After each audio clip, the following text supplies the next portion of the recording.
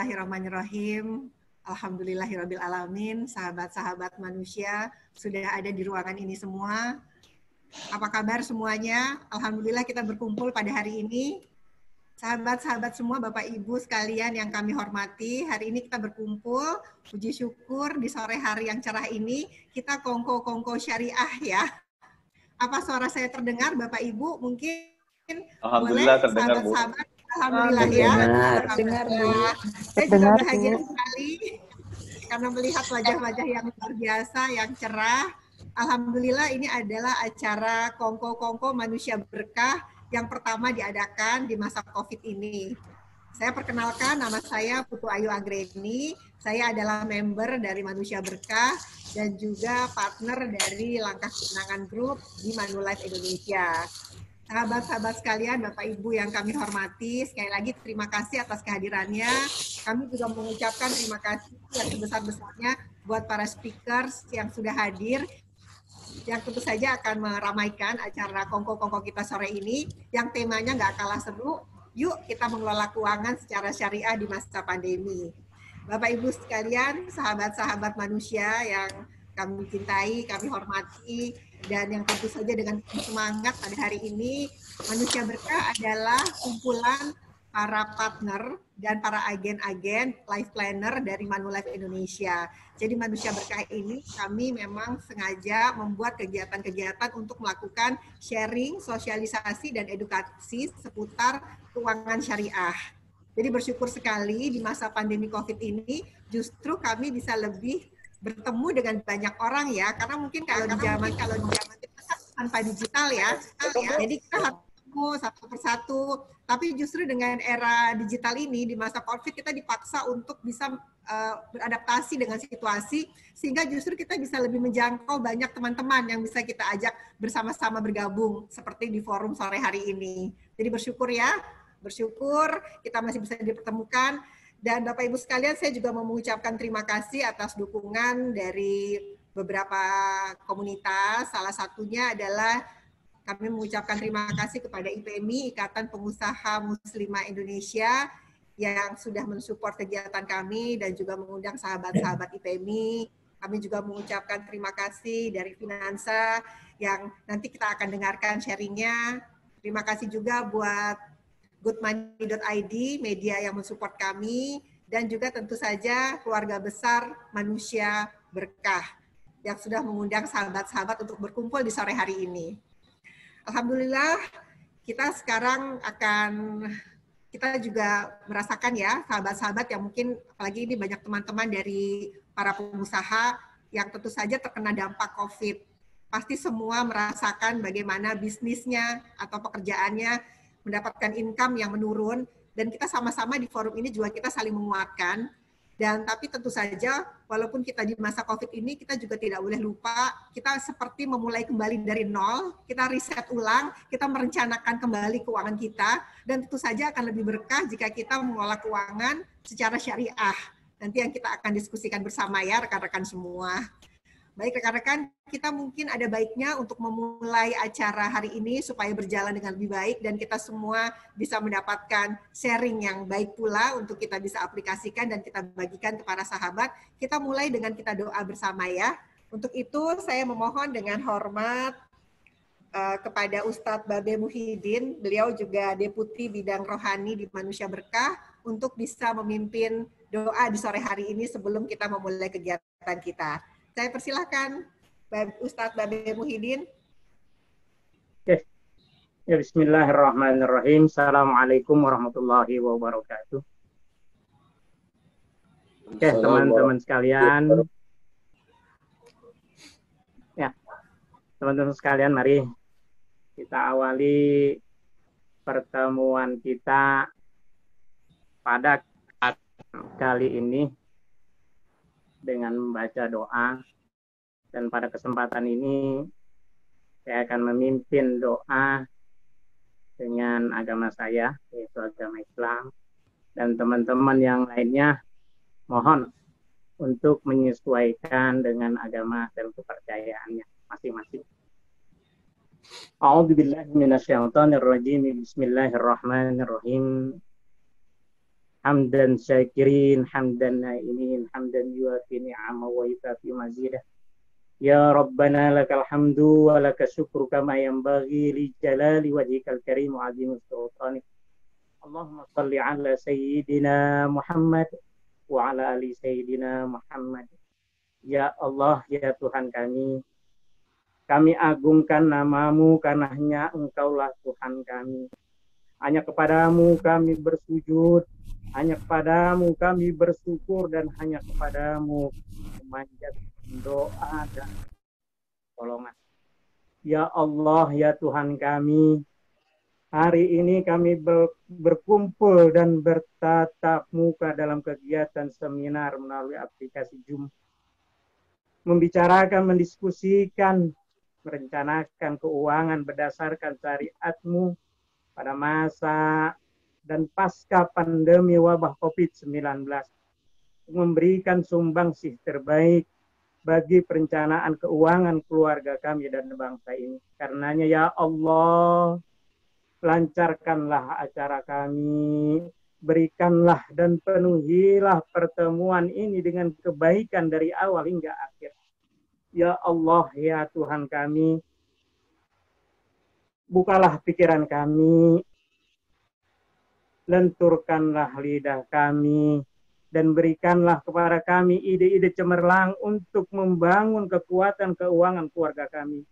Ya Allah yang maha mengetahui yang gaib, bimbinglah kami dengan hidayah-Mu, berkahilah kami selalu dengan takdir-Mu, dan jadikanlah hati kami selalu ridho dengan pemberian-Mu. Ya Tuhan kami, lapangkanlah dada kami, lancarkanlah lidah kami, serta mudahkanlah urusan kami. Rabbana taqabbal minna innaka antas samii'ul 'aliim wa tub 'alaina innaka antat tawwabur rahim. Rabbana atina fid dunya hasanah wa fil akhirati hasanah wa qina adzabannar. Subhana rabbika rabbil 'izzati amma yasifun. Salamun 'alal mursalin walhamdulillahi rabbil alamin. Amin amin ya rabbal alamin. Assalamualaikum warahmatullahi wabarakatuh. Waalaikumsalam warahmatullahi wabarakatuh. Terima kasih Ustaz Ade Muhyiddin. Alhamdulillahirabbil alamin. Semangat ya sahabat-sahabat semua ya. Kita berkumpul hari ini untuk kita mendapatkan ilmu-ilmu yang luar biasa dari para speaker-speaker yang luar biasa. Tanpa berpanjang-panjang, marilah kita mulai acara Kongko Manusia Berkah pada sore ini. Dan marilah kita sambut moderator kita yang luar biasa, Bang Aldo. Beliau adalah Chairman Manusia Berkah dan nama asli beliau adalah Ali Widodo. Kita lihat profilnya.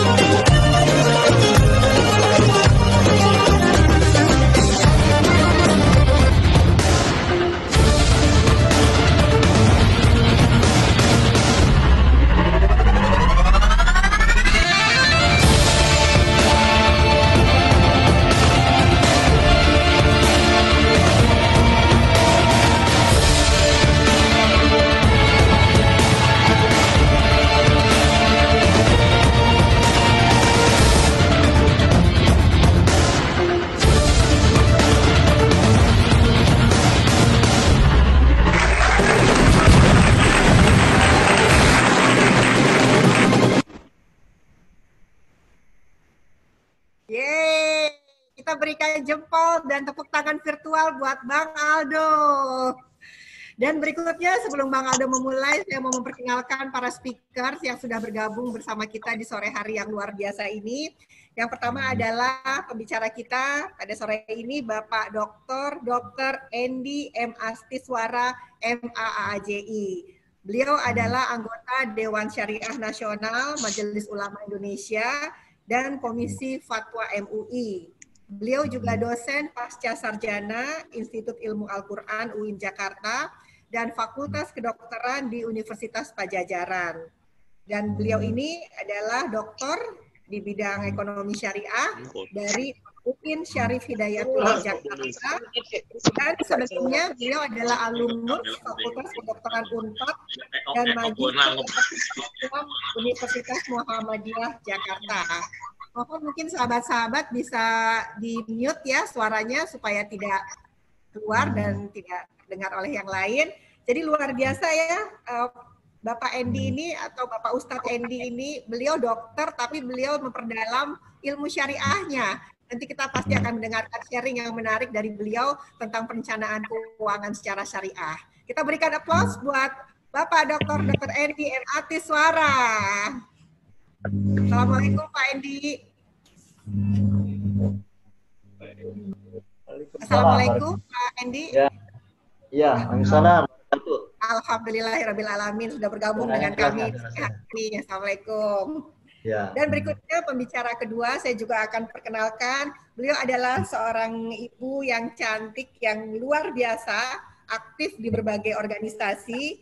Ibu Evi Mafriningsyati SEMM. Halo Ibu Evi, Assalamualaikum warahmatullahi wabarakatuh. Ibu Evi sudah bergabungkah bersama kami? Ibu Evi ini sangat luar biasa. Beliau adalah ketua 1 di Ikatan Pengusaha Muslimah Indonesia. Beliau juga banyak sekali organisasinya. Beliau ketua umum PPP Puan, bendahara Dewan Kota Pendidikan Bekasi. Beliau juga salah satu anggota DPRD Kota Bekasi. Dan beliau juga menjadi CEO PT Azza Boga Utama, CEO PT Nusa Artas Laras, dan dosen Fakultas Ekonomi di salah satu universitas. Kita sambut kehadiran Ibu Evi Mafriningsyanti. Halo Ibu Evi. Apakah Ibu Evi sudah bergabung? Tadi Ibu Evi sempat masuk, tapi mungkin ada sedikit masalah jadi keluar lagi. Nanti kita akan tunggu kehadiran beliau. Dan pembicara ketiga yang tidak kalah cantik dan hebat sudah ada bersama kita. Beliau adalah Ibu Amelia Natasha Siregar. Hai Ibu Amelia, apa kabar? Assalamualaikum. Waalaikumsalam warahmatullahi wabarakatuh. Ibu Amelia ini adalah founder of Finansa, dan Finansa ini adalah marketplace keuangan syariah yang menjadi wadah informasi bagi masyarakat yang ingin mengetahui atau mencari informasi seputar jasa keuangan syariah. Jadi Bapak Ibu sekalian bisa klik di www.finansa.id. Dan Mbak Amelia sendiri, saya boleh panggil Mbak ya, karena masih terlihat muda. Beneran ya, jangan terlihat aja. Mbak Amelia ini rekam jejak di industri keuangannya luar biasa lengkap, karena beliau itu pernah di bank syariah, pernah juga di asuransi syariah, pernah menjadi partner OJK di pasar modal syariah, dan juga di manajer investasi syariah. Jadi lengkap semuanya. Sudah semuanya nih Mbak. Masya Allah. Ya, alhamdulillah ya. Sebelum pada akhirnya mendirikan Finansa.id sendiri ya. Mungkin Mbak Amelia tentu saja ilmu buat kita, karena Mbak Amelia ini adalah Registered Islamic Finance Advisor, Associate Wealth Planner, Money Management Specialist, dan Financial Advisor. Wow, luar biasa. Baiklah, kita mulai. Saya akan menyerahkan sesi berikutnya untuk Kongko Manusia Berkah sore hari ini kepada moderator kita, Bang Aldo. Silakan Bang Aldo. Halo. Assalamualaikum warahmatullahi wabarakatuh. Waalaikumsalam. Nah, ini suaranya saya nggak tahu dari mana. Ya, tapi saya minta tolong buat teman-teman yang jadi host, ini suaranya mendengung dari mana, saya nggak ngerti.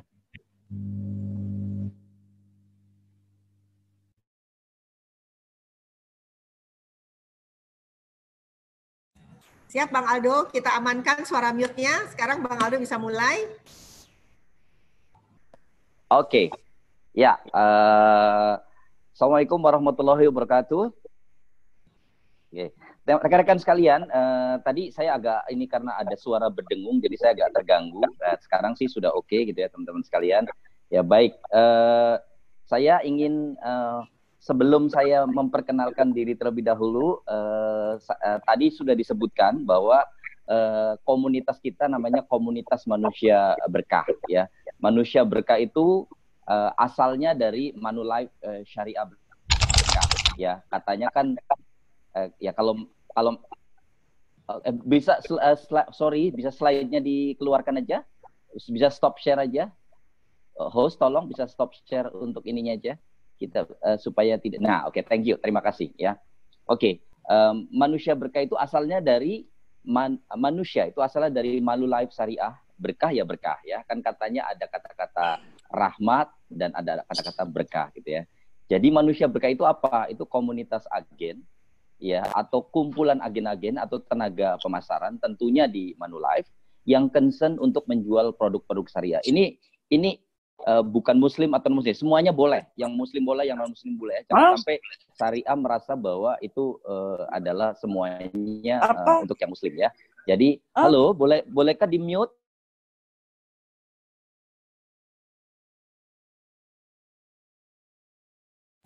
Oke, Pak Aldo sudah mute, tapi Pak Aldo malah ke mute juga. Oke. Silakan Pak Aldo. Iya, sorry. Ya, oke. Sebelum berlanjut, boleh nggak diputarkan videonya? Boleh, Mas Afwan diputarkan videonya mengenai manusia berkah. Sedikit mengenai manusia berkah. Hanya 30 detik.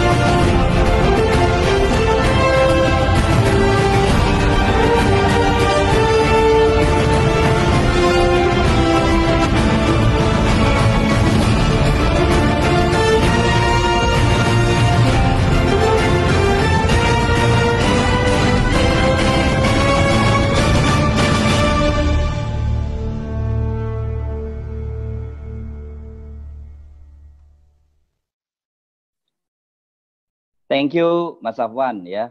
Jadi intinya manusia berkah itu adalah komunitas agent sebenarnya yang ada di Manulife yang concern untuk menjual produk-produk syariah, gitu ya.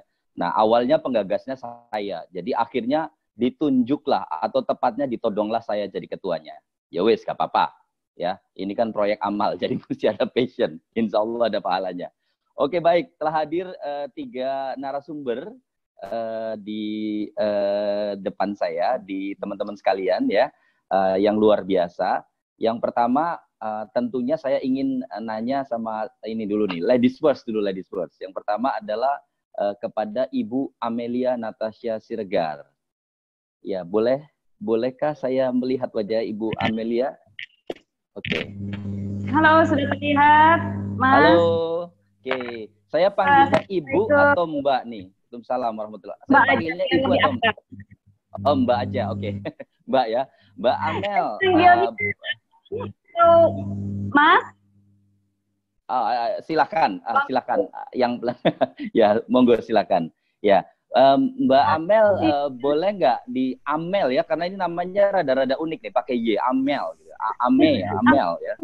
Pilihan Natasha Siregar karena lahir di bulan Mei, jadi ada Mei-nya gitu. Oh, oke, baik, oke. Mbak, boleh dijelaskan nggak mengenai fungsi dan peranan finansa? Ini banyak orang yang masih awam soalnya. Boleh sedikit mengenai finansa itu seperti apa? Monggo, silahkan. Assalamualaikum warahmatullahi wabarakatuh, teman-teman semuanya. Salam kenal dari saya. Saya sangat senang sekali bisa hadir di acara Kongko. Ini asik sekali ya, namanya Kongko. Jadi kita bisa lebih akrab lagi gitu ya. Saya juga mengucapkan terima kasih pada tim manusia. Saya kira tadi Bang Aldo namanya itu ini apa typo gitu ya, kok ada manusia gitu, biasanya kan manusia gitu ya. Apa ini salah ketik atau ternyata manusia, Manulife Syariah, sangat luar biasa sekali ya. Nah, Finansia itu adalah financial services gitu ya. Jadi kita seluruh keuangan syariah itu dijadiin satu, artinya seluruh keuangan syariah. Karena syariah itu kan bukan hanya untuk agama Islam saja nih, ya enggak? Artinya seluruh umat di dunia ini gitu ya, itu bisa kok menggunakan keuangan syariah. Gitu. Nah, keuangan syariah ini juga sebenarnya ada dua nih, Bang Aldo, yang harus kita pahami. Yang biasanya kita sering mendengar tentang bank syariah, tentang asuransi syariah, pasar modal syariah.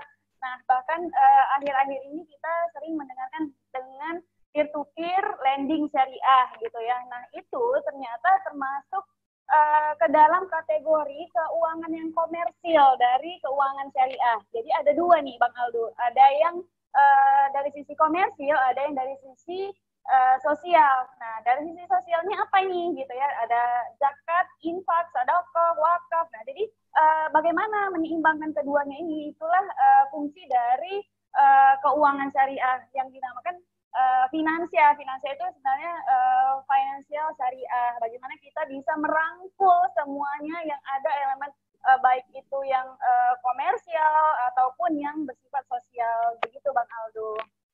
Oh, oke. Menarik sekali ya, Mbak. Jadi kalau kita mau ke finansia ini ada webnya atau ada aplikasinya tersendiri atau gimana? Ada webnya, bisa teman-teman bisa kunjungi di www.finansia.sh ya. FINSHA finansia.id, dan boleh juga nih untuk informasi edukasi tentang keuangan syariah, bagaimana kita, kenapa sih harus keuangan syariah gitu kan, ya itu syariah hanya beda nama aja, lalu kan banyak sekali ya di masyarakat menyatakan seperti itu gitu ya. Boleh kunjungi juga di Instagram finansia.id, dan alhamdulillah saya adalah founder dari finansia.id gitu. Jadi kita sama-sama belajar nih dan sama-sama memahami dan mengetahui keuangan syariah itu asik kok gitu. Jadi jangan terbebani. Aduh, kalau misalkan belum syariah itu harus yang beragama Islam aja ya. Terus ini cerita tentang surga dan neraka ya, enggak. Jadi bagaimana umat Islam itu ajarannya itu bisa menyeluruh gitu. Jadi bukan hanya untuk agama Islam saja, bahkan keuangan syariah ini juga kalau kita bisa cari informasinya nih, Bang Aldo, bahkan di negara-negara yang seperti Inggris gitu ya, itu juga perkembangan keuangan syariahnya sangat luar biasa gitu. Jadi inilah yang menyatakan bahwa keuangan syariah itu bukan hanya untuk agama Islam saja, tapi melainkan untuk seluruhnya. Kenapa? Karena prinsip-prinsip yang dipakai oleh keuangan syariah itu untuk kemaslahatan umat, yaitu adanya kejujuran di dalamnya gitu ya, transparansi gitu ya, tidak berbohong, menghindari dari maisir, gharar, riba. Jadi itu lengkap semuanya, dan itu yang yang diinginkan oleh manusia sendiri gitu. Jadi tidak tidak mengkotak-kotakkan antara agama yang lain. Jadi simul, jadi menyeluruh untuk semuanya gitu, Bang. Oke, luar biasa. Menarik banget nih, menarik banget. Jadi tadi webnya adalah www.finansia.com ya, pakai H ya. Iya, oke. Thank you Mbak. Makasih Mbak Amel ya. Oke, tunggu sebentar untuk Mbak Amel. Saya coba beralih ke yang pembicara berikutnya, yaitu Ibu Evi Mafining Sianti. Boleh saya sapa Bu Evi? Ada di manakah, Bu Evi? Halo, Bu Evi ada di manakah?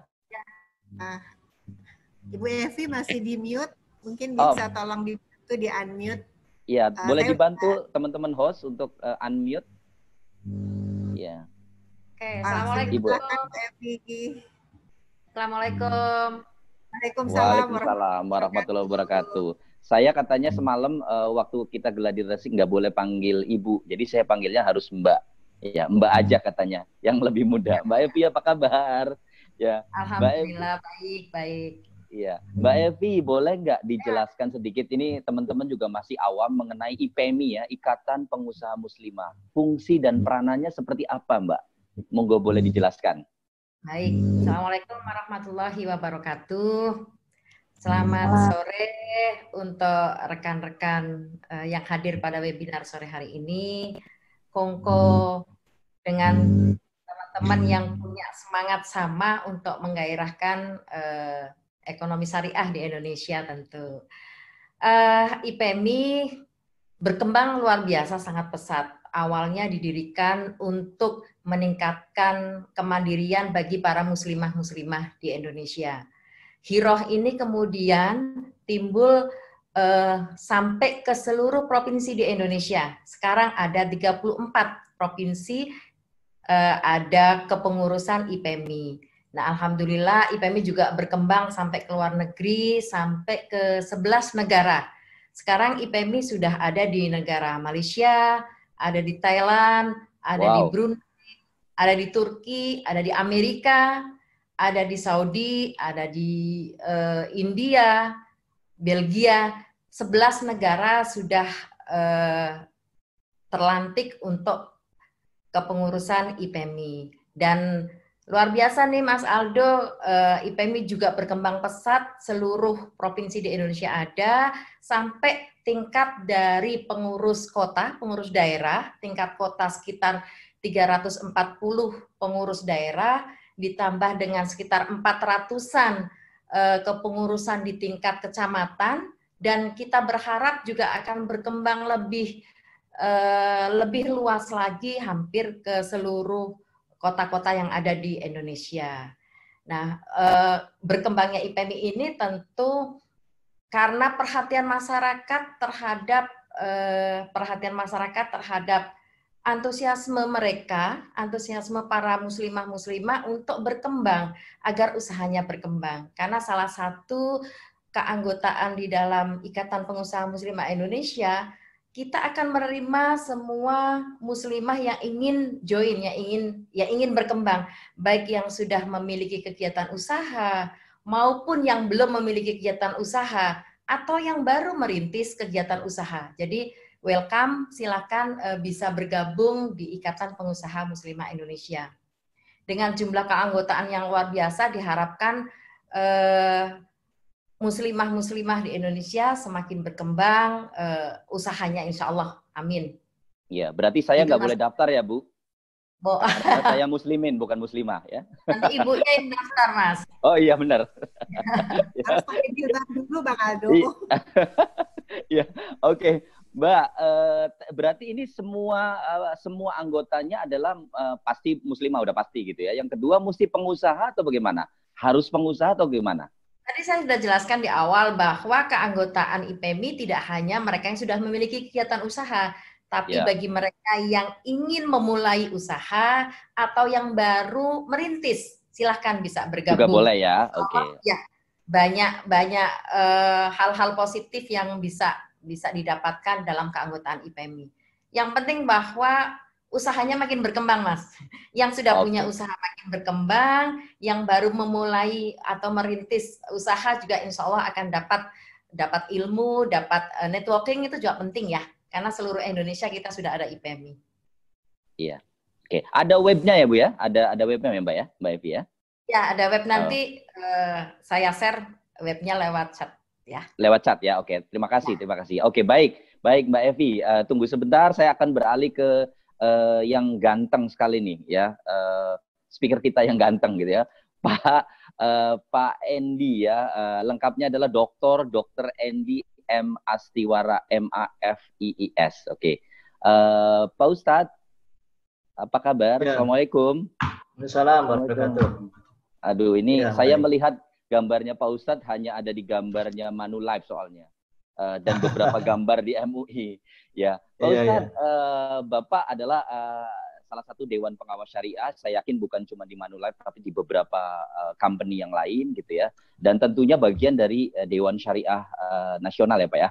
Pak, boleh dijelaskan nggak Pak fungsinya kepada kita nih sahabat-sahabat semua, teman-teman semua yang masih awam. Ya, fungsi dari DPS atau dalam hal ini adalah DSN dan kemudian hubungannya dengan OJK Pak. Boleh dijelaskan nggak kepada kami? Terima kasih. Ya, baik. Terima kasih sebelumnya. Terima kasih Mas Aldo nih. Saya diberi kesempatan untuk ketemu dengan komunitas Manusia Berkah ya, dan dari IPMI ya. Ya, Dan juga alhamdulillah. Finansia ya. IPMI dan Dan Finansia. Finansa ya, mohon maaf ya. Baik, makasih. Jadi pertama DSN, Dewan Syariah Nasional itu secara kelembagaan merupakan sebuah lembaga otonom di bawah MUI.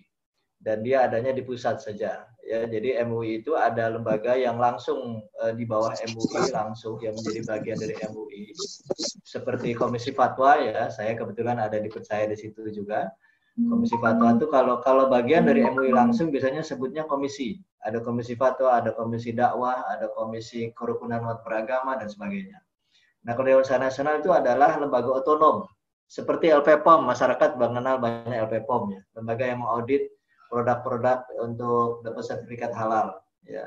Nah, DSN posisinya seperti itu, adalah lembaga otonom yang menangani bidang ekonomi dan keuangan. Ya, jadi fungsi DSN itu ada 4. Yang pertama adalah memberikan fatwa dalam bidang ekonomi dan keuangan saja. Jadi kalau fatwa di luar ekonomi dan keuangan itu yang mengeluarkan adalah Komisi Fatwa MUI. Yang kedua adalah turut berperan di dalam menumbuh kembangkan ekonomi syariah di Indonesia. Jadi ibaratnya DSN itu tidak hanya berperan untuk mengerem saja, tetapi juga untuk membantu gegas juga gitu ya. Kemudian yang ketiga adalah turut mengawasi lembaga-lembaga ekonomi dan keuangan yang ada di Indonesia. Ya. Kemudian yang keempat adalah memberikan serial approval terhadap lembaga ekonomi keuangan syariah maupun terhadap person melalui LSP. Sekarang ada LSP-nya, lembaga sebagai profesi. Itu di bawah DSN juga. Nah, jadi DPS itu adalah salah satu fungsi dari DSN. Ya, DSN tadi kan adalah turut mengawasi lembaga ekonomi keuangan yang ada di Indonesia, ekonomi keuangan syariah di Indonesia. Nah, lembaganya apa di masing-masing perusahaan itu adalah DPS. Ya. Jadi karena DSN tentu tidak mungkin untuk memiliki organ yang demikian besar ya. Nah, oleh karena itu di masing-masing lembaga keuangan syariah itu ada DPS. Nah, DPS ini adalah merupakan semacam komisaris tetapi untuk bidang syariah. Jadi DPS itu diangkat oleh RUPS perusahaan yang bersangkutan. Jadi kalau Manulife, DPS-nya itu diangkat oleh RUPS Manulife. Masa kerjanya terserah RUPS itu. Ya, apakah disamakan dengan direksi ataukah mau bagaimana. Jadi masing-masing perusahaan itu berbeda. Ya, jadi itulah peran secara umum DSN dengan DPS. Nah, kemudian DSN itu adalah bagian dari MUI. Nah, ini supaya masyarakat juga perlu tahu bahwa MUI itu adalah lembaga independen. MUI itu merupakan himpunan dari ormas-ormas Islam yang ada di Indonesia, kemudian juga adalah lembaga-lembaga pendidikan yang cukup besar yang ada di Indonesia, dan juga kumpulan dari tokoh-tokoh agama yang agama Islam yang memang diakui di Indonesia. Ya. Jadi ini adalah lembaga yang independen, lembaga yang bukan bagian dari lembaga pemerintah. Ya. Namun demikian keberadaan MUI diakui di berbagai undang-undang, ya. Jadi ada sejumlah undang-undang yang di situ jelas menyebutkan tentang MUI, misalnya undang-undang perseroan terbatas, ya, undang-undang tentang halal dan sebagainya. Jadi unik ya, kalau saya memberikan seminar di luar negeri itu pertanyaannya sering unik, karena MUI itu bukan lembaga pemerintah, tapi kok bisa diakui pemerintah? Ya, jadi memang dia lembaga kalau bahasa kita mungkin lembaga non-government ya, non-government. Jadi memang lembaga swasta ya, tapi bisa diakui oleh pemerintah karena memang ada undang-undang, di beberapa undang-undang mengakui itu. Mengenai perannya tentu masing-masing sesuai dengan di undang-undang tersebut. Nah, hubungannya dengan OJK ya memang kerjasama antar lembaga ya, karena OJK mau tidak mau karena di undang-undang yang terkait dengan ekonomi keuangan syariah itu ada disebutkan MUI, ya berarti kan harus bekerjasama dengan MUI. Ya, jadi kenapa juga DSN itu dibentuk antara lain adalah supaya ada kesatuan fatwa tentang suatu masalah. Ya, karena kalau lembaganya banyak nanti kan bisa jadi fatwanya berbeda, masyarakat jadi nanti bingung ya. Jadi kalau untuk ekonomi keuangan patokannya dari DSN begitu saja. Jadi supaya satu sama, semua lembaga itu sama. Nah, kemudian DPS perannya ya seperti di Manulife, perannya ya seperti peran DSN tadi, tetapi dalam skop untuk perusahaan. Kecuali fatwa, ya, karena DPS tidak memberikan fatwa, DPS mengeluarkan pernyataan yang disebut dengan opini syariah. Jadi opini syariah itu adalah hal-hal yang terkait syariah yang belum ada fatwa dari DSN atau sudah ada fatwanya tapi perlu penjelasan ya terhadap satu masalah tertentu yang sedang dihadapi di perusahaan, lembaga ekonomi maupun keuangan syariah tersebut. Begitu Mas Aldo ya. Iya, baik, baik Pak Ustadz ya. Cukup menarik nih ya, karena beberapa orang mungkin belum tahu atau masih awam Pak Ustadz. Nah, Pak Ustadz, boleh nggak nih? Tadi kan dikatakan bahwa salah satu fungsinya adalah mengawasi mengenai keuangan syariah ya Pak Ustadz ya. Nah, Pak, boleh nggak, kita ini kan masih benar-benar beberapa orang belum mengerti ini fungsi DPS gitu ya atau DSN gitu ya. Nah, pertanyaannya, DPS ini memberlakukan tugas pengawasannya ini seketat apa sih Ustadz? Ya, seketat apa terhadap industri keuangan syariah? Nah, kan kadang-kadang tadi udah dikasih tahu kan, orang main tulis aja gitu kan, main tulis syariah, pokoknya syariah. Nah, kalau ada orang main tulis pokoknya kita udah syariah, adakah sanksi bahwa jangan main tulis aja, kita ada pengawasnya loh, main tulis aja. Gimana Pak Ustadz menanggapi seperti itu? Iya, baik, itu pertanyaan yang bagus, pertanyaan yang menarik. Ya, jadi ada standar dari OJK, kewajiban OJK untuk lembaga keuangan syariah. Jadi misalnya contohnya adalah misalnya rapat itu minimal dalam 1 tahun harus 6 kali, ya minimal rapat. Kemudian ada laporan-laporan yang secara rutin disampaikan kepada OJK, itu harus ada pernyataan dari DPS. Jadi oleh karena itu laporan keuangan yang disampaikan di OJK juga kan ada direktorat yang menangani syariahnya. Jadi mereka juga akan melihat apakah sudah di-approve oleh DPS atau belum. Ya. Nah kemudian DPS sendiri melakukan sampling terhadap produk-produk yang ada, kemudian setiap ajuan produk baru atau produk lama yang kemudian katakanlah ada rider yang baru misalnya, itu kan harus diajukan ke OJK, atau produk yang sama misalnya kemudian ada perbedaan nama, itu kan diajukan ke OJK juga. Itu harus ada approval dari DPS, dan tentu saja DPS sebelum melakukan approval kan menanyakan dulu bagaimana produk ini. Dan kemudian di lembaga keuangan syariah untuk bidang keuangan itu bukan hanya mengenai masalah akuntansi saja yang kami awasi, ya, tapi juga akad-akad yang digunakan itu seperti apa, kemudian bentuk polisnya bagaimana, kemudian juga investasinya seperti apa. Gitu. Kalau di Manulife itu kami sebulan sekali. Jadi meskipun OJK mempersyaratkan minimal 6 kali dalam setahun, kalau di Manulife kami sekurang-kurangnya itu sebulan sekali. Sekurang-kurangnya ya, kadang-kadang bisa lebih ketika ada masalah-masalah yang dihadapi. Ya. Kemudian termasuk juga memberikan training-training terhadap marketing ya. Ya tentu tidak selalu trainingnya itu langsung ya. Ada training yang kami berikan kepada divisi training di Manulife ya. Tapi ada juga yang memang langsung, itu tergantung dari bagaimana kita mengarrange ya satu paket lah untuk itu. Begitu Mas Aldo. Ya. Iya, oke. Makasih Pak. Ini memang kalau syariah memang harus ahlinya gitu. Nggak bisa orang main ini ya. Makanya saya juga pusing, daripada pusing saya praktisi aja daripada saya pusing menjadi ini kan. Nanti harus pakai gelar-gelar, soalnya belakangnya ini susah gitu. Kalau saya gelarnya MRT busway gitu ya Pak, karena tiap hari naiknya itu. Oke, baik. Makasih Pak Ustadz. Sebentar ya, saya beralih ke dua wanita yang luar biasa ini. Saya kembali ke Mbak Evi nih, Mbak Evi. Halo Mbak Evi. Halo Mbak Evi. Halo Mbak Evi. Mbak Evi, adakah di sana? Halo. Oke. Ya, Mbak Evi. Oke. Mbak, ini luar biasa, tadi aku dengar ceritanya luar biasa nih, perempuan super ya. Walaupun di masa pandemi banyak yang kreatif nih, men-switch usahanya banyak yang berbasiskan akan online ya. Nah, terus gimana nih dengan teman-teman di IPMI, dan bagaimana caranya nih Ibu menguatkan para pengusaha muslimah nih untuk bisa survive di masa pandemi ini supaya nggak nyerah? Gimana, ada tips-tips khusus nggak, Mbak Evi? Oke. Efek pandemik memang luar biasa ya Mas ya. Hampir semua aspek kehidupan, tidak terkecuali juga dengan ekonomi. Semuanya sampai pada masanya melambat. Kita ketahui bahwa dampaknya signifikan hampir di seluruh aspek kehidupan kita. Bahkan kalau kami di IPMI dituntut untuk kreatif, itu kunci.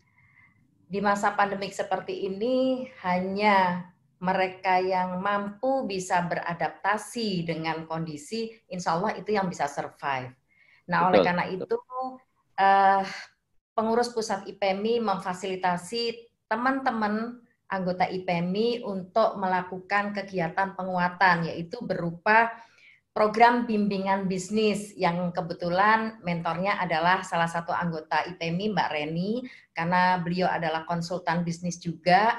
Dalam kegiatan ini antara lain teman-teman diberikan satu penguatan terkait bagaimana beradaptasi dengan teknologi.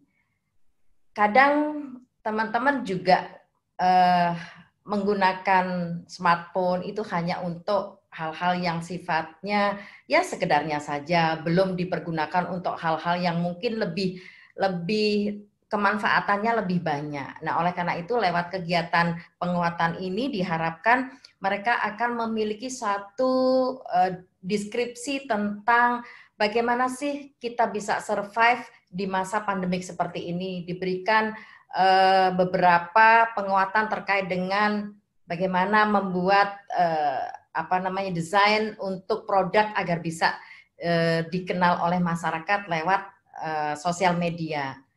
Dan ini luar biasa ya Mas, di samping skill desain yang diberikan juga antara lain diberikan bimbingan terkait dengan layanan keuangan, bagaimana cara mengatur keuangan di dalamnya, keuangan bisnis, dan juga tidak lupa bagaimana meng-create agar sosial media yang kita miliki ini bisa dimanfaatkan sebesar-besarnya. Nah, alhamdulillah ini kabar gembira di tengah pandemik, ternyata banyak teman-teman yang justru omsetnya naik bahkan hampir 70%.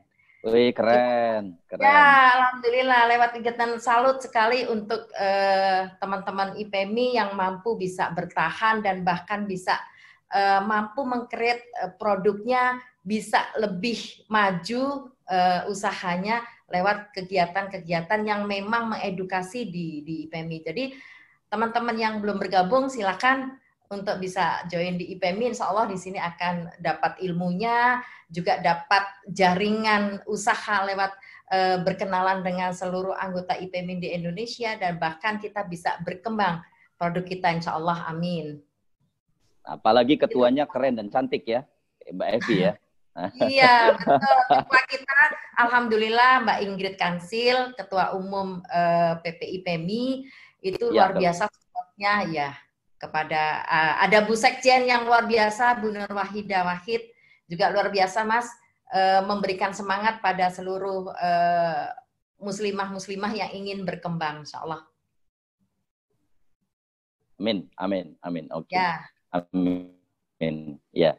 Mbak Evi, oh ya, buat teman-teman, kalau nanti sekiranya ada pertanyaan tambahan, nanti saya ada beberapa pertanyaan, tapi kalau ada teman-teman yang ada beberapa pertanyaan, silahkan nanti di chat ya, nanti yang akan membacakan adalah mungkin yang terakhir kali ya, pada kesempatan nanti menjelang akhir, atau yang membacakan nanti oleh Ibu Putu. Oke, saya beralih kepada Mbak Amel nih, Mbak Amel. Boleh ke Mbak Amel ya. Mbak, halo Mbak Amel. Ya, mana Bang Aldo? Nah, iya. Mbak Amel, sejak awal kan memang sudah mendedikasikan untuk industri keuangan syariah ya, karena saya dengar latar belakang keluarganya memang dari situ ya katanya ya. Oke, kan banyak juga orang-orang yang saat ini mau hijrah ke syariah, karena trennya sudah begitu. Tapi sebelumnya mereka mungkin bukan di jalur yang syariah atau non syariah. Nah, kalau Mbak Amel sendiri kan sejak awal ya luar biasa ya. Mbak bisa cerita sedikit nggak ya bisa cerita sedikit ya. Kalau banyak soalnya nanti nggak habis 2 hari soalnya. Boleh ceritain dikit nggak kenapa seperti itu? Ya, silakan Mbak. Ya, alhamdulillah saya dari latar belakang keluarga sebenarnya nggak syariah banget sih ya. Cuman background dari keuangan itu ada ayah saya itu salah satu dari praktisi perbankan dulu, zaman dulu, dan banknya sekarang udah nggak ada lagi gitu ya. Lalu ibu saya itu seorang bidan. Nah, saya kuliahnya itu di manajemen keuangan. Maaf Mbak Afi, suaranya agak kurang jelas, kresek-kresek, mungkin dari earphone kali ya. Ada sedikit. Thank you Mbak Putu, makasih. Ini lebih bagus? Ya, keren. Oke. Nah, mantap. Yep.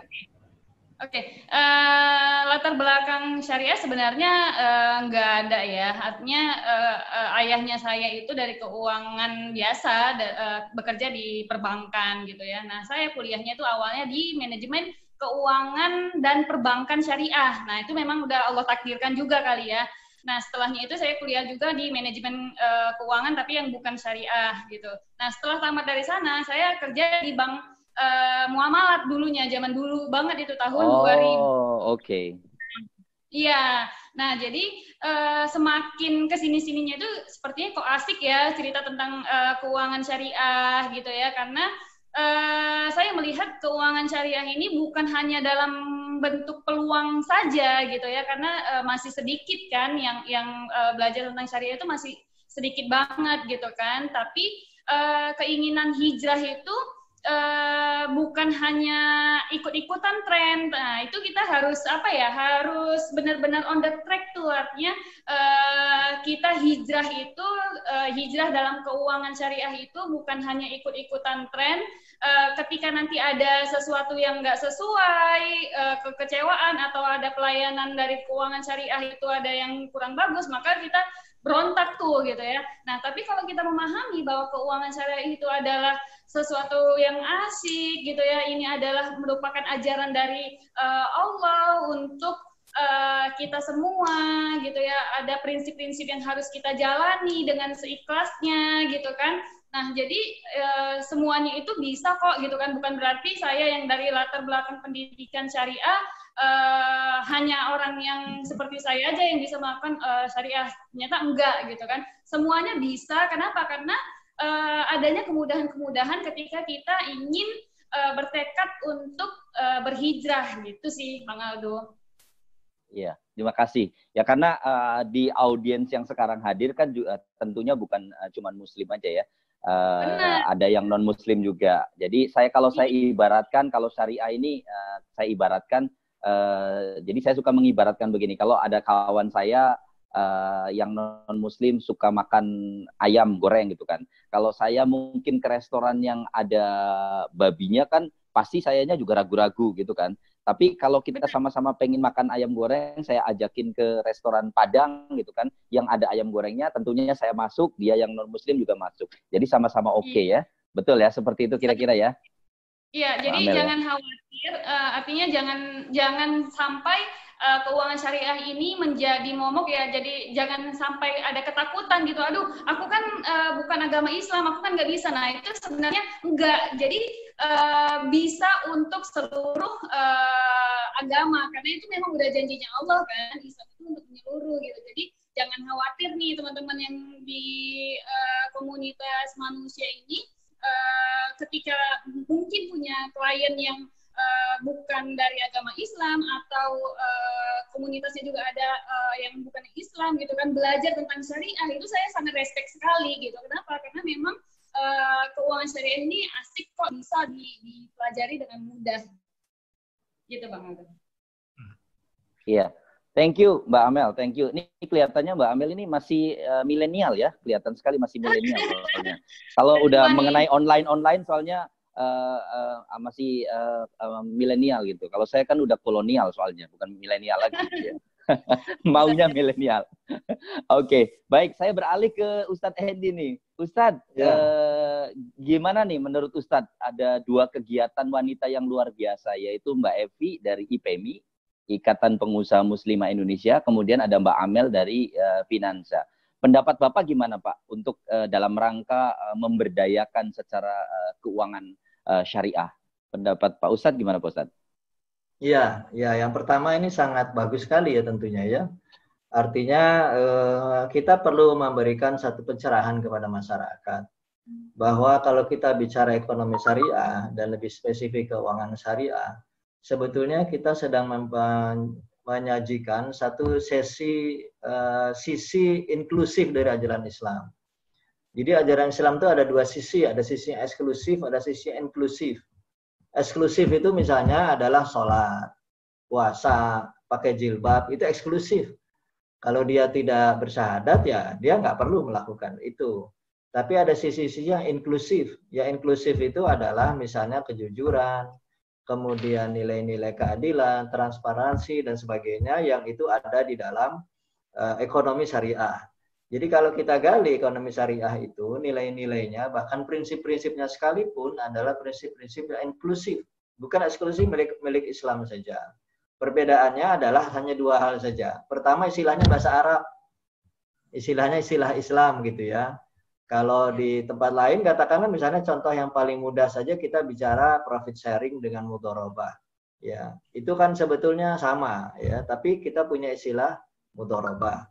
Ya, kemudian dan seterusnya ya. Kita punya istilah misalnya wakalah bil ujrah. Ya, wakalah bil ujrah itu kan sebetulnya adalah sebuah memberikan kuasa dengan mendapatkan fee. Ya, kemudian kita ada istilah samsara. Samsara itu kan sebetulnya adalah brokerage.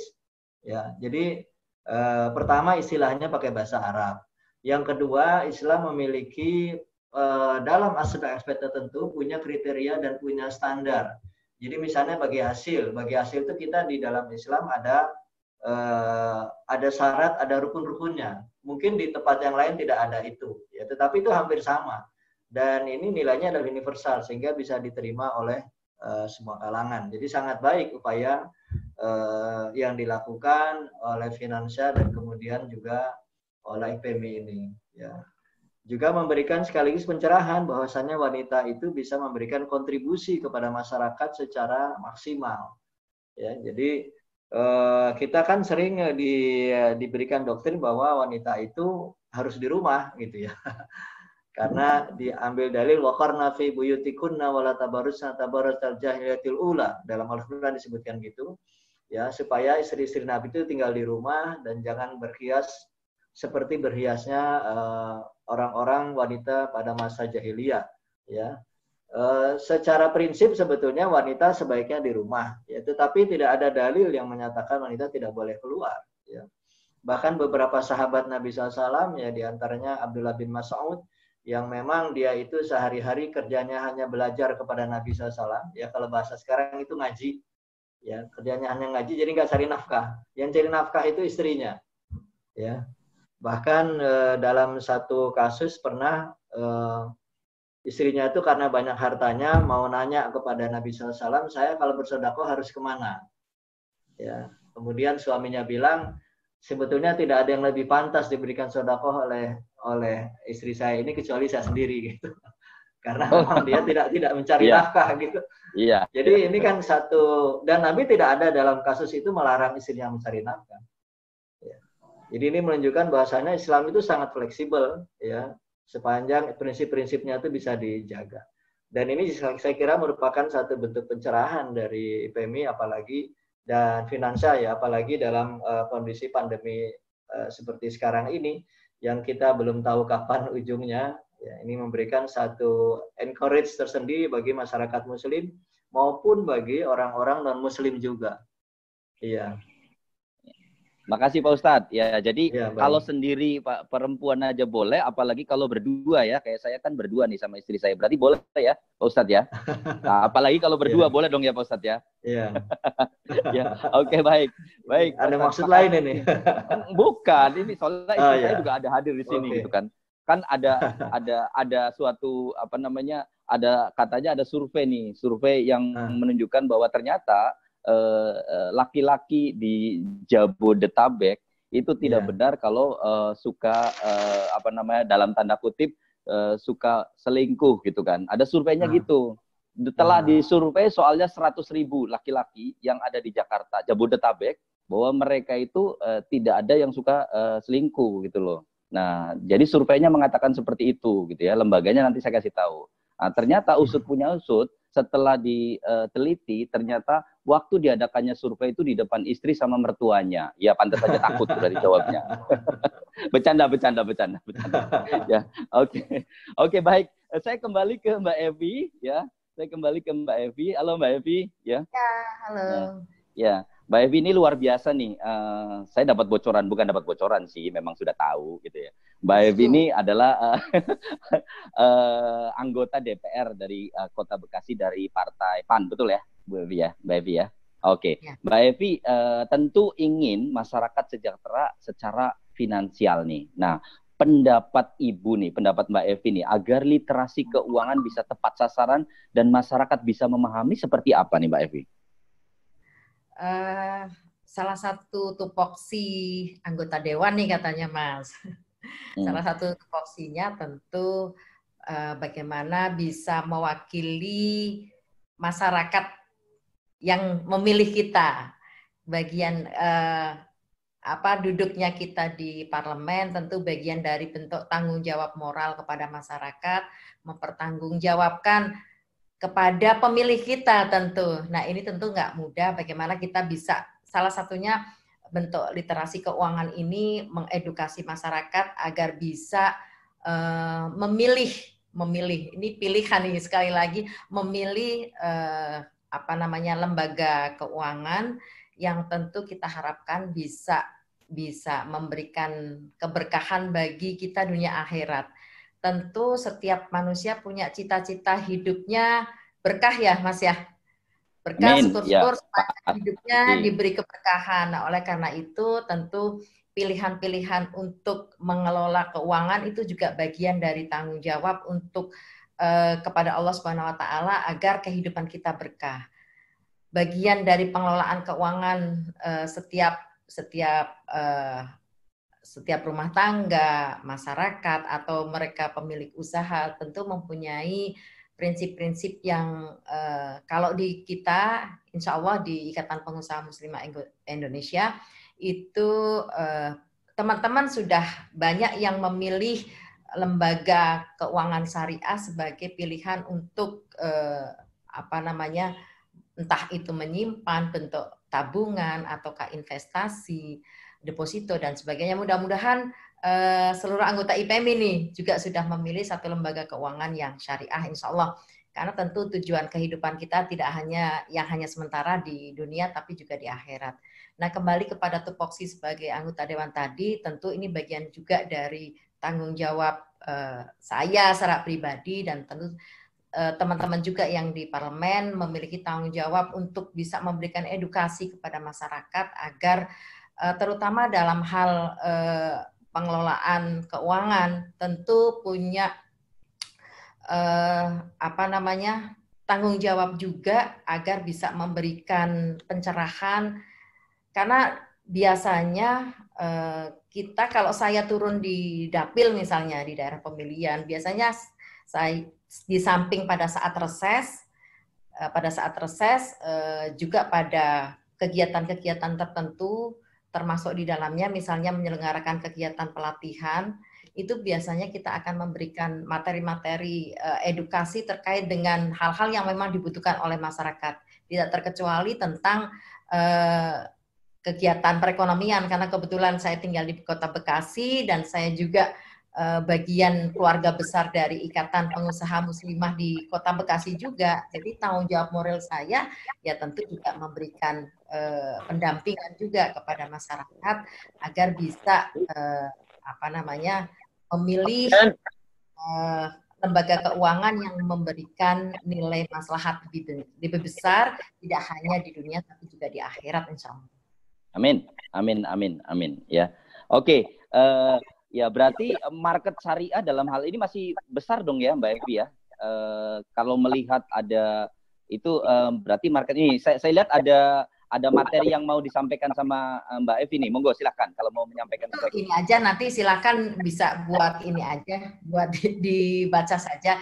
Karena intinya sebenarnya sudah ada ahlinya, ada Mbak Amel, ada Pak Ustadz juga, pasti jauh lebih paham mengenai keuangan syariah. Tapi intinya sebenarnya dalam mengelola keuangan, termasuk saya juga belajar, Mas, bagaimana mengelola keuangan keluarga, mengelola bisnis saya juga, ada kegiatan lah bisnis kecil-kecilan juga. Nah, penting bahwa rezeki yang kita miliki ini katanya kan biar bersih, biar bersihnya bahwa 2,5%-nya minimal 2,5%-nya harus disisihkan untuk zakat, untuk sedekah dan seterusnya. Ini bagian dari prinsip-prinsip. Insya Allah mudah-mudahan seluruh umat Muslim punya prinsip yang sama karena ajarannya memang demikian. Bagaimana agar dalam pengelolaan keuangan kita memang sesuai dengan ajaran Islamnya. Nah, sebenarnya hal yang penting juga kita harus bersama-sama menguatkan agar seminimal mungkin jangan ngutang katanya, Mas. Ngutang sih boleh ya, ngutang boleh, ngutang di saat urgent. Kalau sepanjang bahwa itu bisa dimanfaatkan untuk hal-hal yang produktif, saya pikir no problem. Tapi yang kemudian jadi prioritas adalah bagaimana agar memberikan porsi lebih untuk mensegerakan membayar hutangnya. Nah, ini mungkin yang sedikit sharing aja apa yang saya kerjakan juga. Mudah-mudahan seminimal mungkin utangnya. Kalau memungkinkan nggak ada utang, tapi kayaknya juga ya Mas, kadang-kadang roda kehidupan naik dan turun. Demikian juga siklus bisnis juga naik dan turun. Jadi kalau utang tuh kayaknya sudah bagian. Yang penting bahwa ada prioritas untuk mensegerakan membayar hutang. Dan Betul. tentu jangan lupa 2,5% tadi untuk sedekahnya pasti harus didahulukan juga. Nah kadang di tengah pandemi seperti ini bahwa kita harus bisa cerdas, bisa smart untuk mengelola keuangan kita dan jangan lupa untuk menyisihkan anggaran atau dana yang kita miliki untuk modal. Untuk modal, insya Allah kita nggak tahu bahwa ternyata pandemi ini panjang. Syukur-syukur kita masih menyisakan tabungan untuk bisa kita jadikan untuk modal usaha. Jadi kalau ada 3 sampai 6 bulan pengeluaran kita, mungkin itu bagian dari yang paling aman untuk dana darurat. 3 sampai 6 bulan pengeluaran rutin kita itu angka untuk save kita untuk anggaran darurat. Nah, yang lebih penting juga tentu memilih untuk menggunakan produk keuangan syariah. Mudah-mudahan saya baru punya 1, Mas. Mudah-mudahan setelah ini girohnya akan semakin tinggi, tanggung jawabnya kepada Allah SWT agar semuanya menjadi lebih punya keberkahan. Begitu, Mas Aldo. Betul. Mungkin yang lain-lain silakan.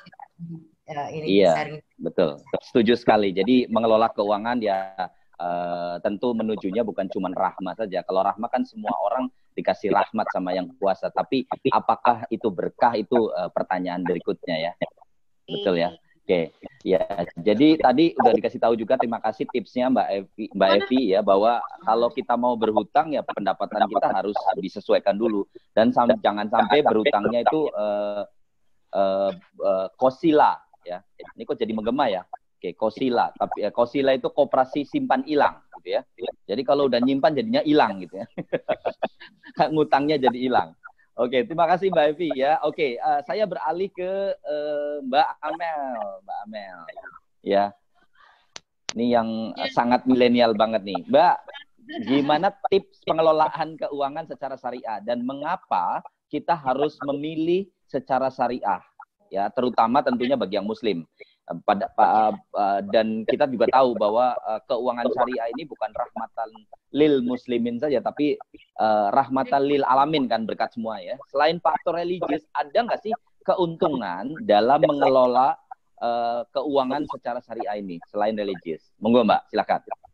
Ya, mungkin di slide kedua boleh dibantu.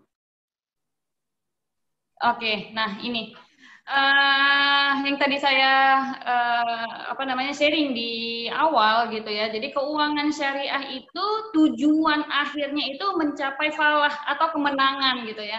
Nah, kemenangan di sini itu udah nggak apa namanya, nggak memilih agama apa gitu ya. Justru di keuangan syariah ini menyeimbangkan kehidupan dunia dan akhirat kita ini. Ada keuangan yang bersifat komersil, yaitu perbankan syariah, asuransi syariah, pasar modal syariah, peer-to-peer lending syariah, gitu ya. Lalu keuangan yang bersifat sosial, apa itu? Zakat, infak, sedekah, gitu kan, wakaf. Nah, itu juga harus kita seimbangkan di antara keduanya, gitu kan, agar apa? Agar mencapai falah tadi, kemenangan tadi, gitu. Jadi kalau seandainya apa namanya? Kenapa harus syariah gitu ya? Ya karena kita ingin menuju kemenangan itu gitu ya, kemenangan dalam hal ekonomi Islam harus bangkit ya, karena ekonomi Islam itu adalah yang sangat dibutuhkan oleh masyarakat sebenarnya, adanya sistem yang transparansi, keadilan. Nah, itu sebenarnya yang sudah yang diharapkan oleh seluruh manusia seperti itu. Nah, di halaman ketiga boleh kita lihat lagi bahwa adanya apa namanya ya, keuangan sosial ini juga banyak sekali yang sudah dimodifikasi ya dalam bentuk keuangan syariah nih, Bang Aldo.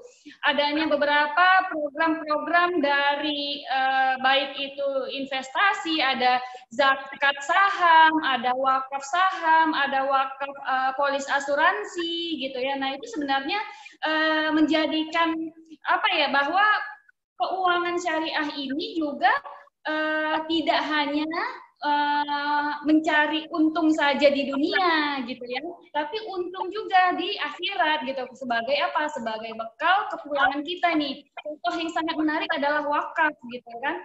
Jadi seluruh amalan-amalan kita di dunia itu terputus kecuali wakaf, anak yang solihah, dan ilmu yang bermanfaat. Nah, itu yang sebenarnya yang kita pegang tuh. Jadi jangan sampai kita lolos, kita untung di dunia gitu ya, tapi rugi di akhirat. Kita berharap bahwa ketika kita di dunia kita untung, di akhirat juga untung gitu, Bang. Oke, luar biasa ya. Oke, berarti ini sejalan dengan Al-An'am ayat 162 ya. Inna sholati wa nusuki wa mayahya wa mamati lillahi rabbil alamin ya. Betul ya? Benar. Jadi mungkin nanti bisa dikoreksi juga Pak Ustadz ya. Saya sebenarnya jadi malu sebenarnya mau menjelaskan karena ada lebih ini lagi dengan Pak Ustadz gitu ya. Nanti mohon dikoreksi Ustadz kalau seandainya saya ada selimpet. Iya. Oke. Mbak Amel, ini sebenarnya pengen banyak banget pertanyaan, cuman kan waktu kita juga membatasi ya. Oke, nanti mungkin ada pertanyaan, saya harus membagi juga barangkali audiens ada pertanyaan. Pertanyaan terakhir nih Mbak Amel, ya. Menurut Mbak Amel, boleh ininya mungkin slide-nya stop share aja, boleh stop share ya. Oke, Mbak Amel, pertanyaan terakhir nih Mbak, sebelum nanti mungkin yang lain mungkin akan bertanya ya. Kata kunci terakhir untuk sukses mengelola keuangan secara syariah itu apa Mbak? Boleh dikasih tips-tipsnya? Ya, boleh tolong di share juga ke slide di nomor ke 10.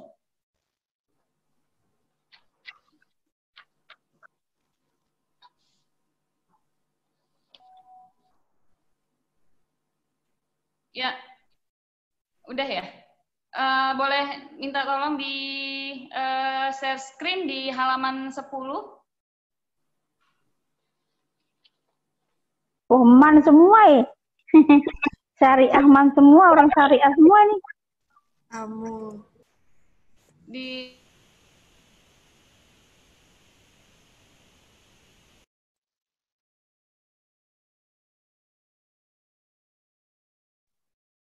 Halo?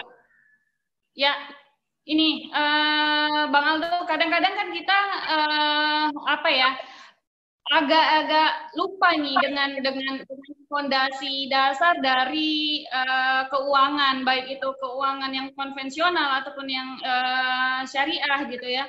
yang harus kita pahami bahwa kita harus iman dulu nih di dasarnya dalam piramid itu ya. Ada keamanan keuangan, ada kenyamanan, dan ada distribusi keuangan gitu ya. Nah, distribusi kekayaan.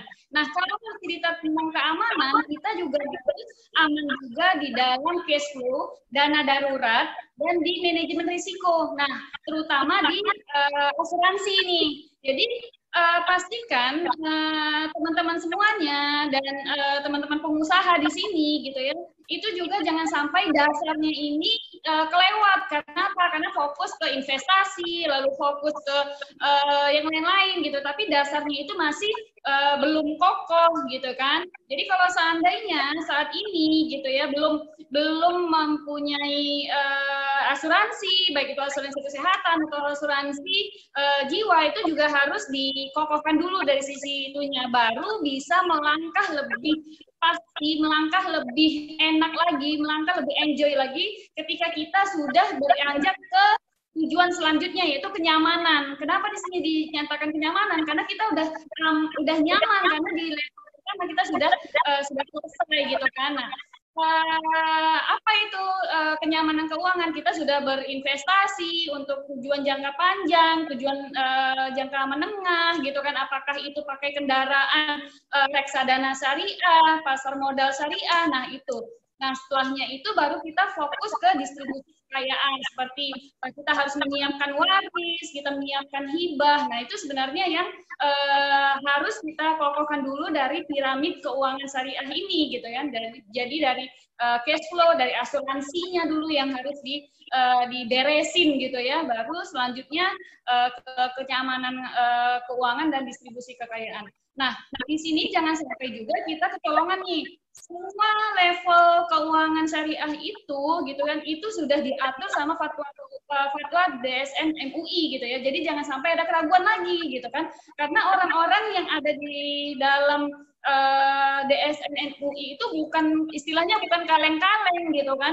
Artinya ilmunya itu udah mumpuni gitu ya. Jadi asuransi syariah itu ya halal gitu, perbankan syariah itu halal, saham syariah itu halal, reksadana syariah itu halal gitu. Jadi jangan sampai menurut pendapat ini beda nih, haram segala macam. Nah, dalam keuangan syariah, terutama fikih muamalah, perbedaan itu adalah biasa gitu ya. Tapi selagi masih ada fatwa yang sudah terbentuk sebagai kan perintah itu. Gitu Bang Aldo. Oke.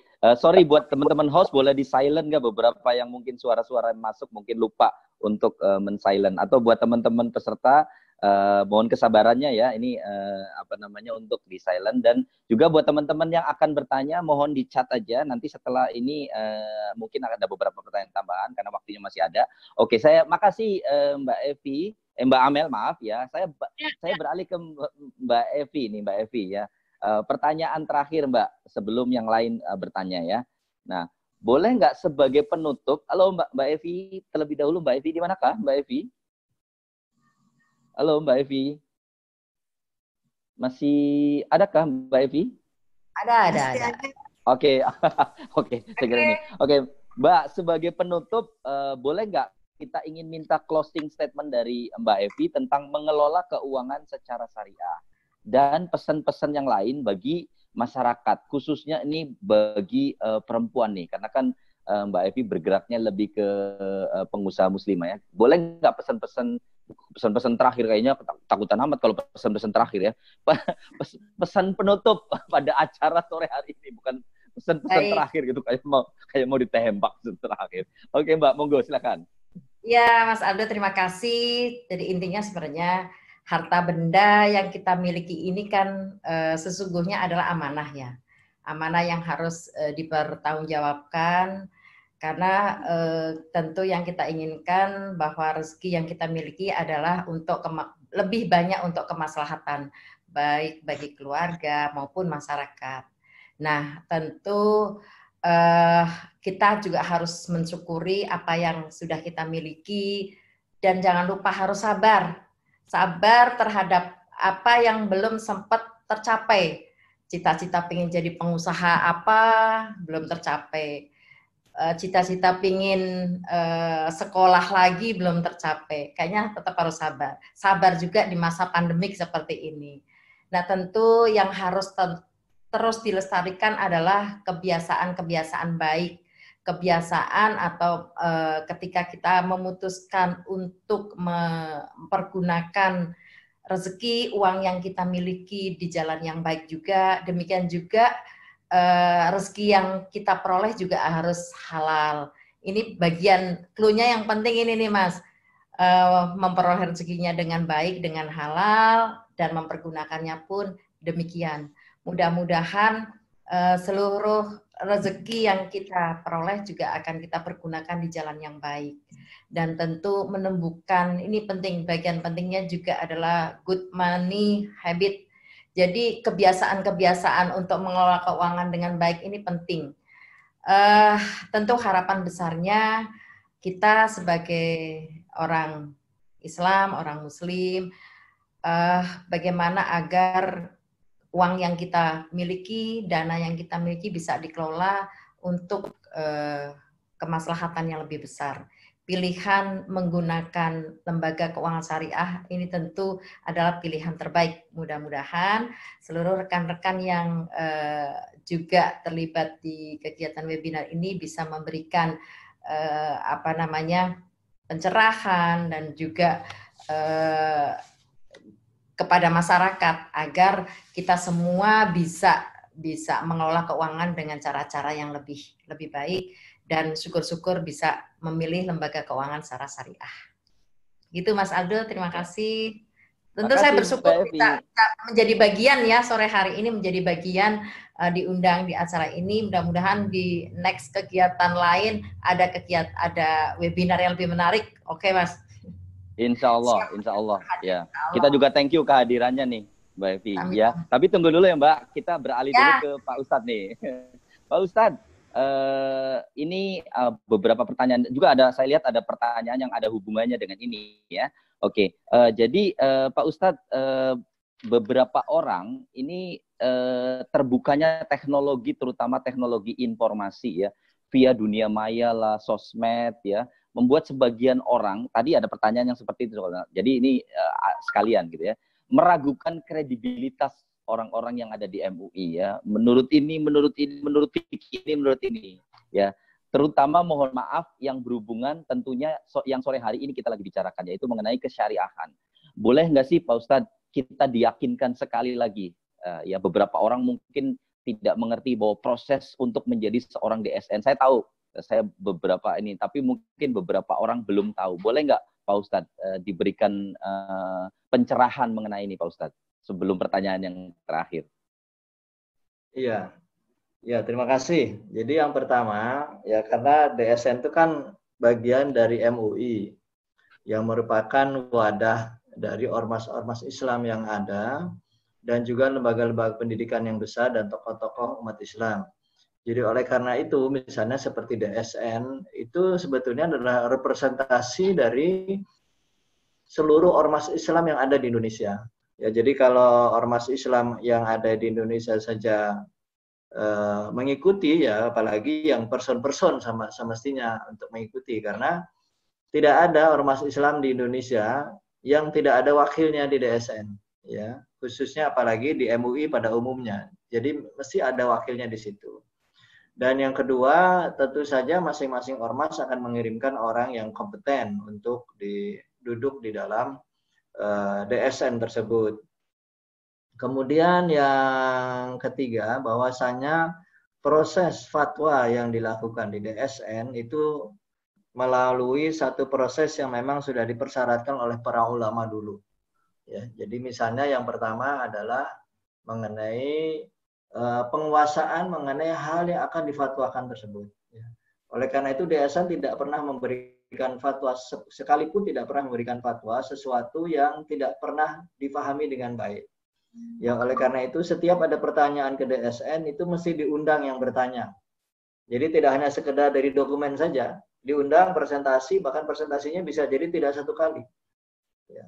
Kemudian apabila kaitannya katakanlah misalnya ada satu hal di asuransi misalnya, Itu bukan asuransi yang bertanya saja yang diundang, tapi yang lain juga diundang.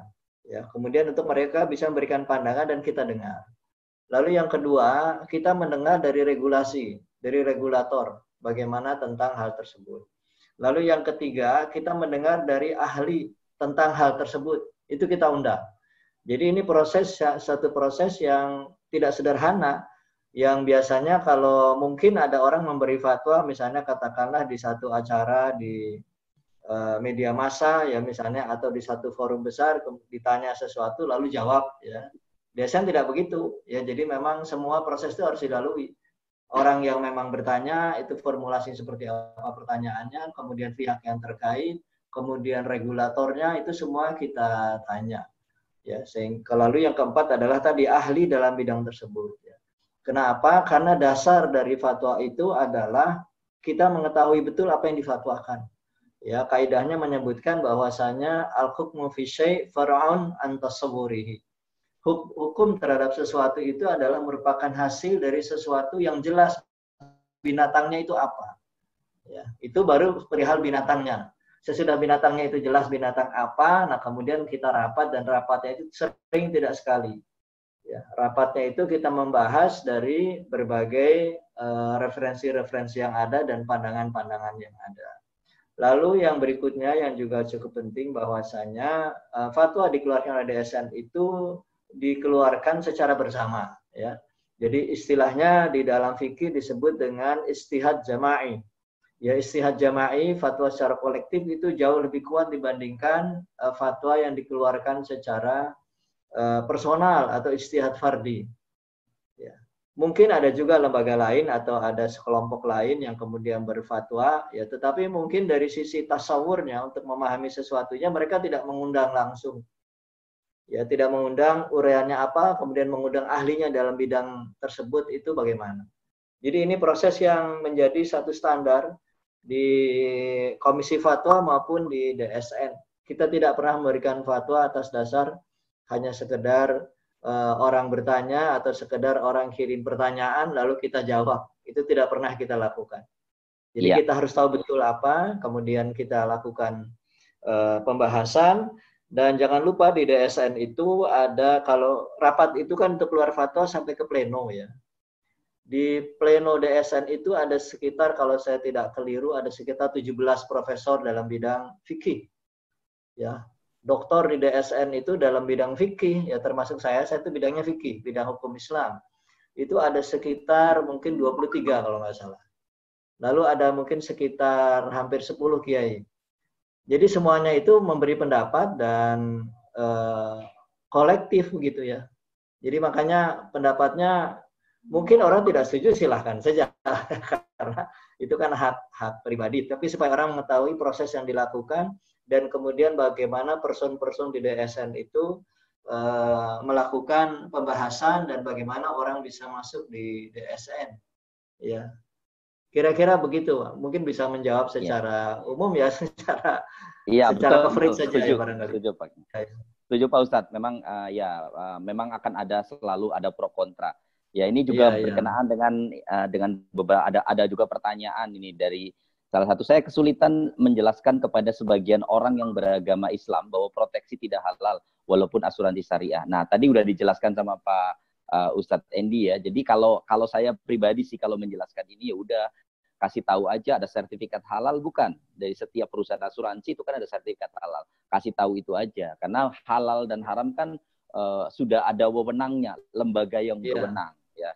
Kalau kita ini siapa gitu kan. Nah, yang duduk di dalam Majelis Ulama Indonesia kan memang para pakar tadi sudah dijelaskan sama Pak Andy gitu ya, Ustadz Andy gitu. Jadi teman-teman nggak usah bingung, nggak usah pusing gitu ya.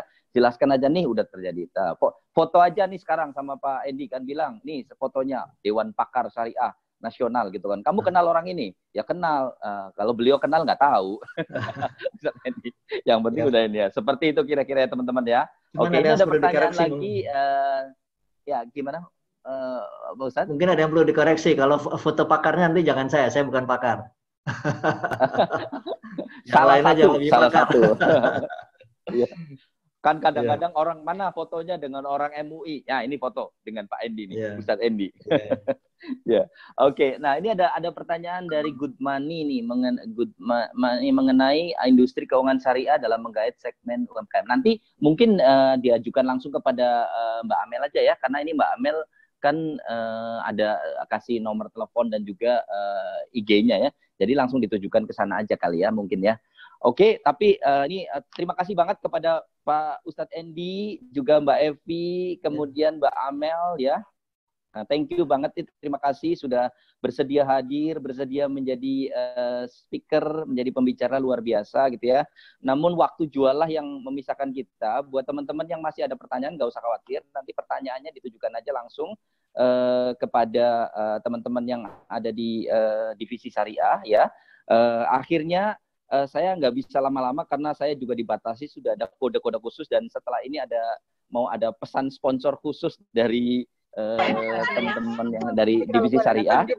Jadi akhirnya sekali lagi saya mau terima kasih dulu pada para speaker, Ustadz Endi, terima kasih Ustadz, terima kasih kepada Mbak Evi, halo Mbak Evi, terima kasih.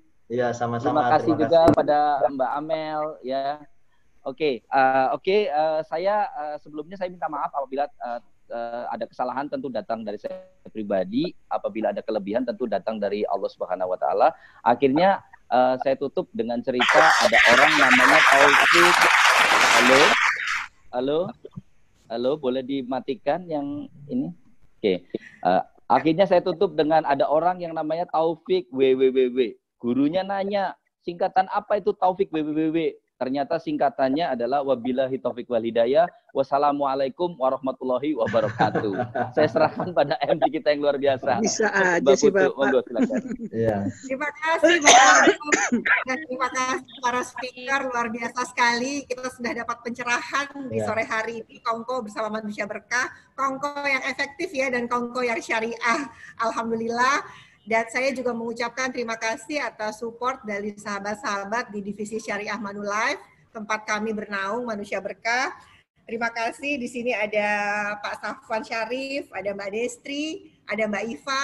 Terima kasih, mungkin sebelum ditutup ada yang mau disampaikan oleh Pak Safwan. Silakan kalau ada yang mau disampaikan, dan sebagai ucapan terima kasih juga mungkin mau ada menyampaikan ucapan buat para speaker hari ini. Silakan Pak Safwan. Assalamualaikum warahmatullahi wabarakatuh. Terima kasih Bu Putu, terima kasih Pak Aldo, Pak Endi, alhamdulillah, Bu Evi dan Bu Amei, alhamdulillah. Terima kasih. Kita sangat berbahagia acara ini bisa berlangsung. Namun ada beberapa hal yang kami ingin update juga Bu terkait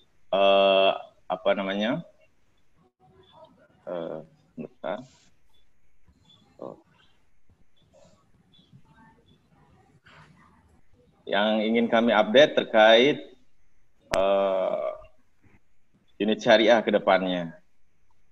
Nah, terlebih dahulu saya mohon maaf bahwa saat ini sebenarnya yang akan menyampaikan Pak Harsa, namun beliau lagi berhalangan. Nah, alhamdulillah saya diberikan kesempatan untuk mewakili beliau. Yang ingin kami sampaikan bahwa insya Allah di bulan depan produk syariah akan hadir dengan wajah baru, dengan wajah baru, dengan proteksi yang lebih baik, dengan investasi syariah lebih baik, dengan asuransi kesehatan sesuai tagihan dan fitur USD dan IDR. Berbicara mengenai COVID-19, ada hal-hal tentunya yang memang menjadi kita anggap sebagai musibah, namun ada hal-hal juga yang kita anggap sebagai pelajaran. Bisa kita lihat bahwa di awal-awal COVID-19 orang-orang berpikir individualistis. Baru satu yang terdiagnosa di Depok, orang-orang langsung belanja banyak makanan segala macam, semua seakan-akan individualistisnya pada keluar. Namun ternyata beberapa bulan kemudian Bapak Ibu, orang-orang ternyata lebih care antara sesama, dia lebih berbagi masker, berbagi makanan dan segala macam, dan artinya bahwa ternyata orang-orang Indonesia khususnya mungkin dengan penduduk muslim terbanyak juga mungkin atau saudara-saudara kita yang beda agama juga care. Artinya bahwa ternyata produk yang tepat untuk itu adalah memang adalah produk yang tolong-menolong. Nah, salah satu produk yang kita sampaikan di sini adalah produk asuransi syariah, di mana asuransi syariah adalah asuransi yang berbasis tolong-menolong. Kalau kita berbicara individu, asuransi syariah di sana, bahwa Anda membeli produk asuransi syariah berarti Anda melindungi diri Anda dan keluarga Anda. Kalau kita berbicara sosial, asuransi syariah jawabannya bahwa Anda memikirkan orang lain di sana. Nah, tidak hanya itu Bapak Ibu, produk ini yang nanti kita luncurkan dilengkapi dengan fitur wakaf. Kalau kita berbicara fitur wakaf, asuransi syariah, dengan asuransi syariah, Anda berbicara bahwa hidup sekarang Anda proteksi. Tapi bagaimana dengan kehidupan berikutnya? Oleh karenanya, Bapak Ibu, produk ini dilengkapi dengan fitur wakaf. Kita berbicara asuransi syariah, perlindungan saat kita masih hidup di dunia ini, dan perlindungan setelah afterlife. Jadi kami sangat berbahagia bahwa produk ini hadir dengan kompleksitas yang benefit yang sangat baik, berbicara mengenai individu, berbicara mengenai sosial, berbicara mengenai hidup sekarang, dan berbicara hidup afterlife. Nah, mungkin ini yang kita update dari unit syariah. Semoga acara kali ini membawa kemaslahatan, karena acara ini tidak lain hanya ditujukan untuk memberikan kemaslahatan bagi kita semua, tidak hanya untuk orang-orang yang ada di naungan Manulife, tapi di eksternal Manulife June seperti itu, tidak hanya untuk kalangan Muslim saja, tapi untuk semua kalangan. Demikian Bu Putu, terima kasih. Alhamdulillah, terima kasih Pak Safwan untuk pencerahannya. Dan sekali lagi kami ucapkan terima kasih buat para undangan, Bapak Ibu sekalian, rekan-rekan yang kami hormati. Terima kasih atas support semuanya. Kami juga mengucapkan dari pengurus Manusia Berkah, mengucapkan terima kasih atas support juga para pengurus Manusia Berkah. Di sini ada Bang Adi, ada Bu Susi, Mbak Indira, Mbak Mia, Mbak Novi, Mas Didit, Mbak Lela, ada Mbak Leni, Mbak Anja, ada Ustadz Muhyiddin, ada Mbak Atik, dan semua sahabat-sahabat Manusia Berkah, para membernya. Mari kita bersatu untuk bersama-sama kita mensosialisasikan perencanaan keuangan syariah. Dan kami juga mengundang rekan-rekan Bapak Ibu sekalian yang kami hormati, juga yang mensupport kami tentu saja hari ini IPMI, Finansya, dan goodmoney.id. Kami mengundang untuk kembali mengikuti acara Kongko Manusia Berkah yang kami adakan di setiap hari Jumat di jam yang sama, jam 15.30 ya, setengah 4 sore. Dan untuk tema Jumat depan, kita akan membahas tema haram halal asuransi syariah. Kita sudah mulai spesifik ya, ke halal haramnya seperti apa. Kami undang rekan-rekan semua dan bisa mengajak rekan-rekan lainnya supaya kita semakin bisa menyebarkan manfaat dari pengelolaan keuangan secara syariah. Selamat sore dan kami mohon maaf yang sebesar-besarnya apabila ada kekurangan dalam acara hari ini, dan semoga kita semua mendapatkan keberkahan. Menuai berkah, menabur berkah. Wassalamualaikum warahmatullahi wabarakatuh.